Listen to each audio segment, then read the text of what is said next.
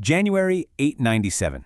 You have to picture the heavy doors of the Basilica of St. John Lateran groaning open, and inside, a scene of just absolute, unprecedented sacred insanity. Propped up on a marble throne sits a defendant who has been dead for 9 months. It's the putrid, partially decomposed corpse of Pope Formosus. He's been wrenched from his tomb, and someone has actually draped him in the heavy, gold-embroidered vestments of the Papacy.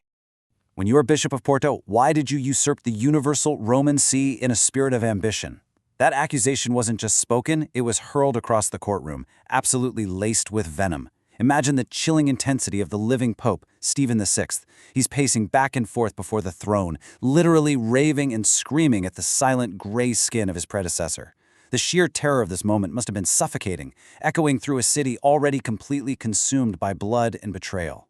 And right beside that rotting pontiff stood a quaking teenage deacon. Just a boy, forced to stand in that profound, overwhelming smell of decay and answer these screaming accusations on behalf of a dead man. This is what we call the Cadaver Synod. It was the most gruesome trial in the history of the Western Church, meticulously designed to do the impossible, to legally murder a man who was already in his grave. To understand how we end up in a courtroom with a rotting defendant, you have to look back at the Iron Age of the Papacy. It was a brutal century of lead and harshness. Between the years 872 and 965, the chair of St. Peter wasn't just some spiritual seat. No, it was a prize to be violently seized by tyrants and brigands. The bewildering rapidity and violence of this era can really be summed up in a single number: 24. In that brief, chaotic span, 24 popes were cycled through the office. 7 of those men met a violently brutal end. We're talking poisoned, strangled, or literally beaten to death in the very beds where they slept. Survival was rare. Power, well, it was lethal. You see, the Roman aristocracy had transformed the papacy into a local ticket to dominance. Factions, like the powerful house of Spoleto and the followers of the East Frankish kings, were fighting viciously for control over the city.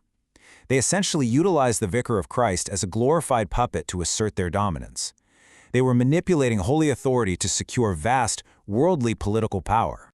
Now, Pope Formosus was a key player in this highly dangerous game long before he ever wore the ring. He was a brilliant diplomat, widely recognized for his exceptional intelligence. He'd even successfully led missions to Bulgaria, winning the deep attachment of their Khan. But as it often happens, his extreme competence and growing influence triggered a near-hysterical hatred from his rivals. His ambition, or perhaps just his immense capability, saw him condemned in absentia before he eventually clawed his way to the papacy in 891. The accusations eventually brought forward at the Cadaver Synod were highly technical, masked carefully as a theological crime. The primary charge? Episcopal transfer. Under the church law of that time, the relationship between a bishop and his diocese was viewed a lot like a marriage. So to leave one see for a larger, far more powerful one, like Rome, was prosecuted essentially as spiritual adultery. But the glaring hypocrisy of this prosecution was impossible to ignore. Pope Stephen VI, the very man furiously presiding over the trial, had actually also been a bishop before becoming pope. So, by prosecuting the corpse of Formosus for this exact crime, Stephen VI was technically invalidating his own papacy. The legalism was merely a fragile mask for a much deeper primal conflict. The prevailing historical narrative often tries to dismiss this trial as a simple tale of political revenge by the Spoleto family, punishing Formosus for a supposed betrayal. But the reality is quite a bit more complex. The historical record suggests Formosus was actually likely forced into crowning his political rival, Arnulf of Carinthia, because of a barbaric invasion by foreign troops. He was acting under the immense crushing pressure of an occupied city. Despite those surrounding circumstances, the verdict of the trial was never really in doubt. The sentence passed down was terrifying, a total Damnatio Memoriae. This meant the complete erasure of Formosus's memory and all of his earthly acts. Every single ordination he had ever performed was declared entirely void. In a single, devastating breath, priests across the region were suddenly stripped of their ranks. What followed was a chilling bureaucracy of ritual mutilation. First, as we said, all ordinations were voided. Then, soldiers stepped forward and mercilessly hacked off the 3 blessing fingers of the corpse's right hand. Next, the heavy papal vestments were violently torn from his body and replaced with the cheap, rough rags of a layman. Finally, his battered remains were dragged right out of the basilica and buried in a common grave. The hatred, however, did not stop at the grave. Within days, the body was disinterred once again. It was weighted down with heavy stones and hurled directly into the fast-moving currents of the Tiber River. This specific act is known as a negative translation. It's a dark ritual meticulously designed to ensure that absolutely no trace of a man remains to be worshipped as a relic. The Tiber has long been recognized as Rome's river of memory and oblivion. By casting Formosus into the water, Stephen VI was intentionally invoking an ancient code known as soul murder.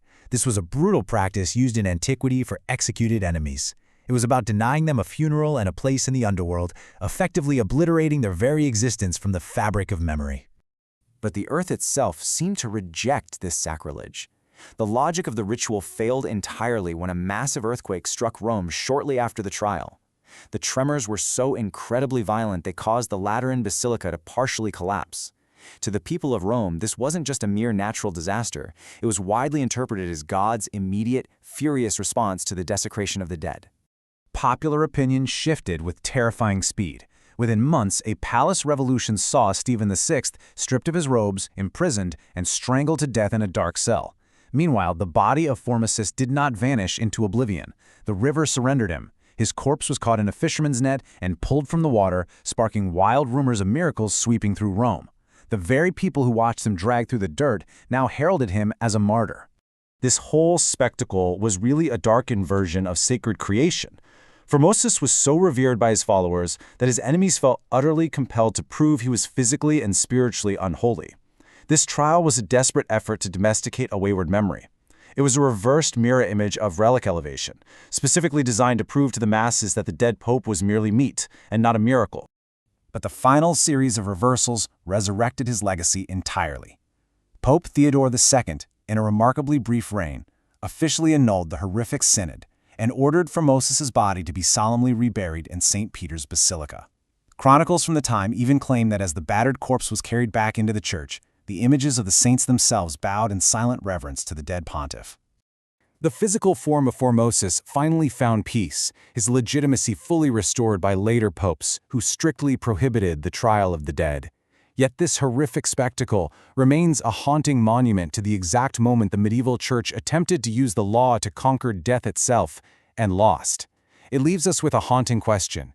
Is posthumous justice ever valid, or is it always just a desperate performance for the living?